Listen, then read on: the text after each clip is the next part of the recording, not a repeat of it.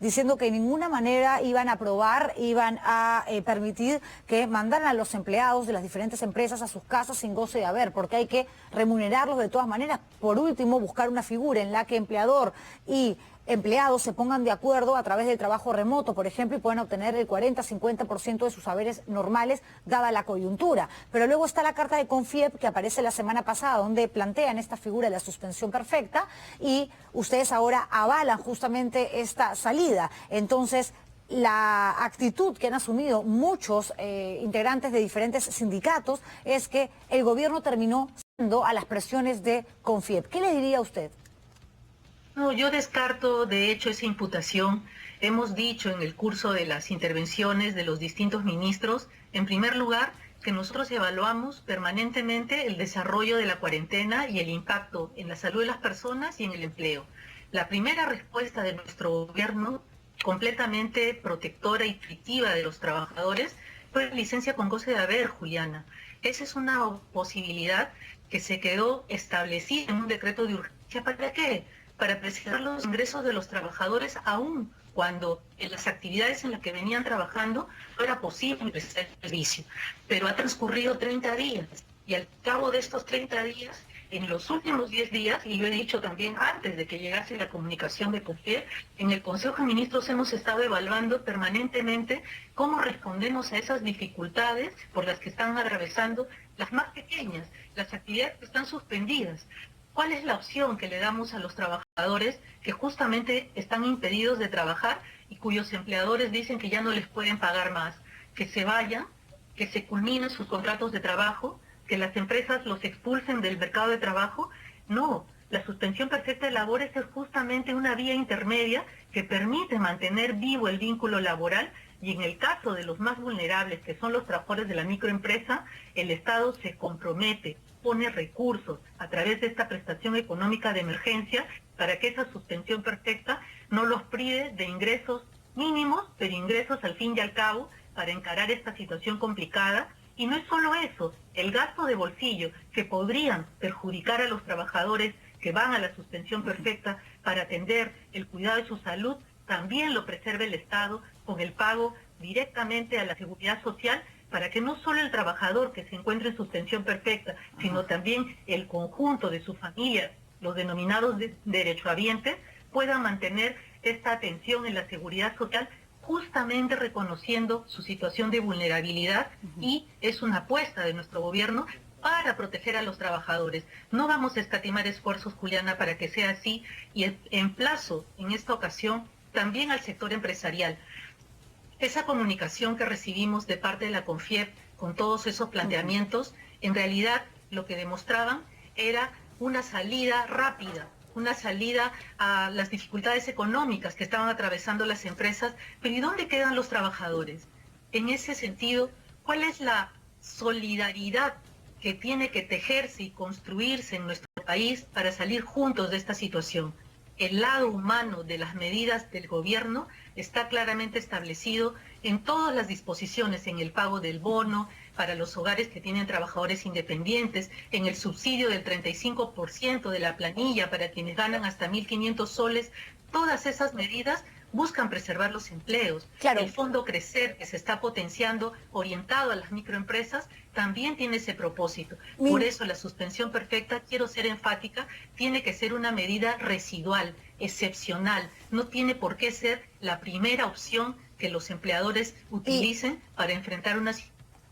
¿Y qué pasa con el resto de trabajadores, que además es la gran mayoría, ministra? Porque efectivamente esto de la suspensión perfecta, esto del retiro de hasta 2.400 soles de la CTS, de poder hasta ahora también sacar 2.000 soles de tus AFP, finalmente son medidas que se han tomado para aquellas personas que trabajan en la formalidad, es decir, que están en planilla, pero el 73% de los trabajadores peruanos no trabajan de esta manera. Y tenemos, por ejemplo, los independientes, que definitivamente son los más golpeados ahora mismo: el taxista, la señora que trabaja en una peluquería, el mesero, la cajera de un restaurante. ¿Qué se les da a ellos si tampoco aplica, por no vivir en condiciones de extrema pobreza, el bono de los 380 soles y tampoco están dentro de la formalidad? ¿Qué hacemos con ese grupo de trabajadores que finalmente es la fuerza laboral de un país informal como el Perú? Sí, Juliana, para ese segmento de peruanos y peruanas que justamente se encuentran en una situación vulnerable, ya sea porque estuvo en la informalidad o se mantiene en ella, el gobierno también ha dispuesto el pago del bono para familias que tienen trabajadores independientes. De los 780.000 hogares que fueron identificados a partir de un nivel crediticio y un nivel de ingresos inferior a 1.200 soles, lo que los sitúa en una situación muy cercana a la pobreza, ya hemos desplegado todos los esfuerzos para que a través del Banco de la Nación más de 300.000 hogares a la fecha ya hayan cobrado ese bono. Puede resultar insuficiente y de hecho como gobierno vamos a seguir trabajando en ese sentido para identificar en el campo rural, en el campo del trabajo independiente, cuántas personas, cuántas familias más pueden merecer la atención del Estado. No se quedan solos. Nuestro compromiso es firme por la vida y por la subsistencia en una situación complicada que no hemos esperado, que no hemos gestado, pero que en razón del cuidado de la salud tenemos que encarar con mucha determinación. Y la gente, ministra, que trabaja bajo la modalidad del recibo por honorario, ¿qué va a suceder con ellos? ¿Qué puede hacer una persona que ahora mismo está viendo el programa y dice, a ver, yo no soy una persona que vive en condiciones de pobreza, tampoco estoy en la formalidad, no es que sea un trabajador independiente, hace mucho tiempo formo parte de esta empresa, pero la típica informalidad en la que todos de una u otra manera hemos caído, tengo 2, 3 años, pero nunca me formalizaron, no me pasaron una planilla y yo sigo pasando mis recibos. ¿Qué pasa con ese empleado? ¿También podría él ser trasladado a la figura de suspensión perfecta o no? No, el trabajo autónomo es un trabajo en el que por no tener una persona, digamos, un superior que dirige sus actividades, no califica como trabajo asalariado, como un trabajador, digamos, de los que estamos hablando en un centro de trabajo. Y son los trabajadores autónomos los que también están atravesando una situación difícil. Con el bono para las familias con trabajadores independientes estamos alcanzando a una proporción de ellos. Pero, como decía, el gobierno paulatinamente va identificando los sectores, los grupos que están viéndose mermados sus ingresos en esta época a efectos de ir avanzando con medidas paliativas, con la prórroga, por ejemplo, los profesionales a los que tú hacías referencia, la prórroga del pago del impuesto a la renta incide directamente en no afectar sus bolsillos en esta época.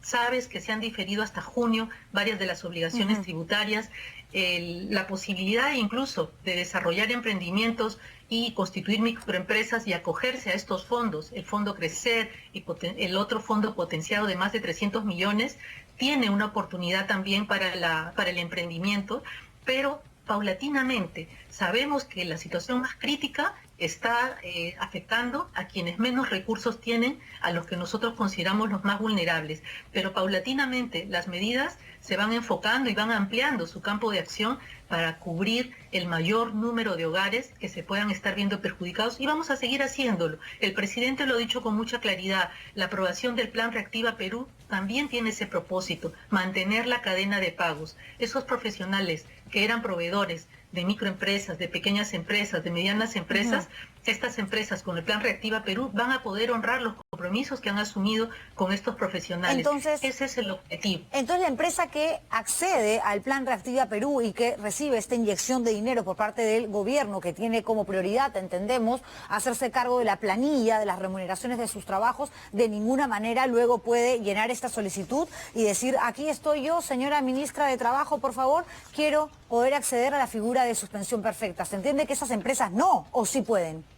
Exactamente, sería un sinsentido que si una empresa está acogiéndose al conjunto de incentivos tributarios, beneficios, prórrogas, acceden al subsidio de la planilla, participan en las líneas de crédito del Plan Reactiva Perú. Si todo eso tiene por objeto preservar el empleo, sería un contrasentido que ingrese una solicitud al Ministerio de Trabajo señalando que hay una grave afectación económica, porque como vuelvo a señalar, el gobierno está firmemente embarcado en preservar la vida y los empleos. La suspensión perfecta es una figura temporal, excepcional, y tiene que haber la demostración de una afectación económica seria, grave.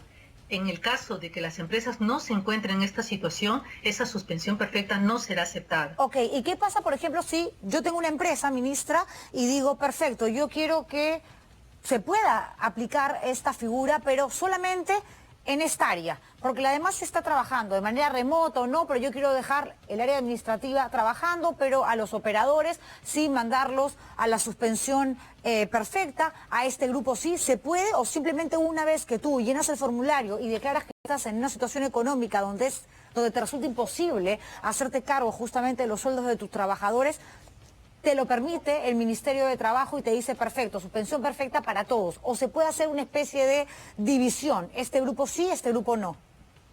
Sí, la posibilidad de la suspensión perfecta puede ser total o parcial. Ah, ok. Cuando el nivel de afectación involucra a toda la actividad empresarial, podría presentarse una solicitud de suspensión perfecta total, pero si solo afecta, por ejemplo, a una línea de producción, a un rubro, a un determinado giro y no afecta al conjunto de la actividad empresarial, la suspensión perfecta puede ser parcial.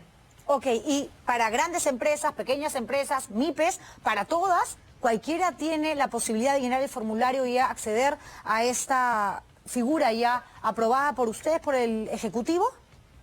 Siempre que acredite que hay una grave afectación económica. Esa es la premisa fundamental a efectos de determinar si la suspensión perfecta opera o no opera.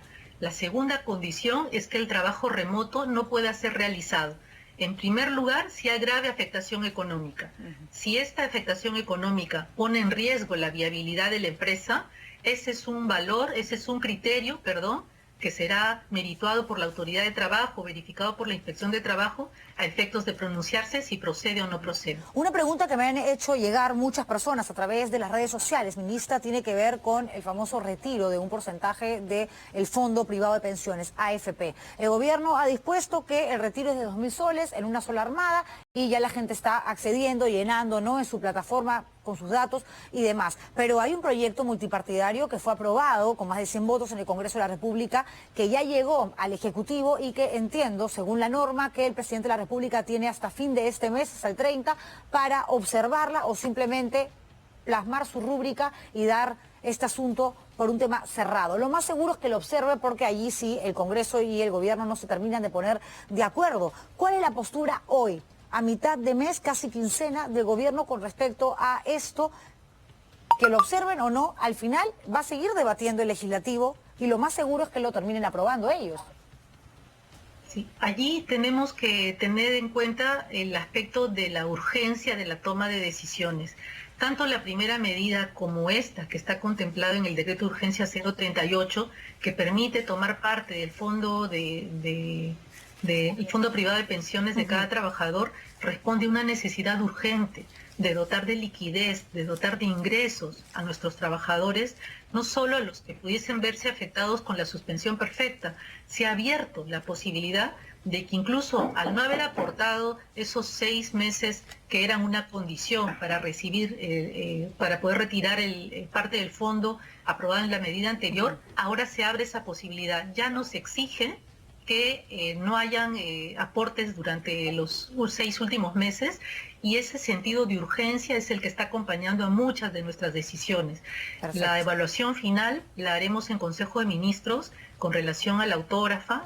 Ha sido trasladada ya a cada ministerio para el análisis correspondiente, pero la evaluación corresponde hacerla en Consejo de Ministros. Mañana hemos sido convocados a Consejo de Ministros también, y seguro forma parte de la agenda de discusión. Perfecto. Ministra, muchísimas gracias por esta entrevista. Silvia Cáceres conversando con nosotros, largo y tendido, de temas que son fundamentales. Aquí hemos podido conversar en los últimos días con varios abogados laboralistas. Nos han tratado de contextualizar todo lo que explica la norma, que tiene además pocas horas, de hecho, vigente, las medidas que se han venido tomando y anunciando desde gobierno, pero otra cosa es ya tener a la voz oficial que te pueda decir cómo es que esto se va a tener que encaminar el tiempo que dure esta pandemia en nuestro país, porque estamos en una situación complicada y si el nivel de contagio, señores, no baja, la cosa se va a poner peor. No me acusen de fatalista, no es que yo quiera ser la bruja del cuento, el personaje antagónico, pero es verdad, tenemos que cumplir. Las medidas, si no, van a ser cada vez más drásticas, nos van a castigar hasta por respirar y tendremos que pagar una multa si llegamos a ese nivel, porque somos nosotros los que ahora tenemos la responsabilidad,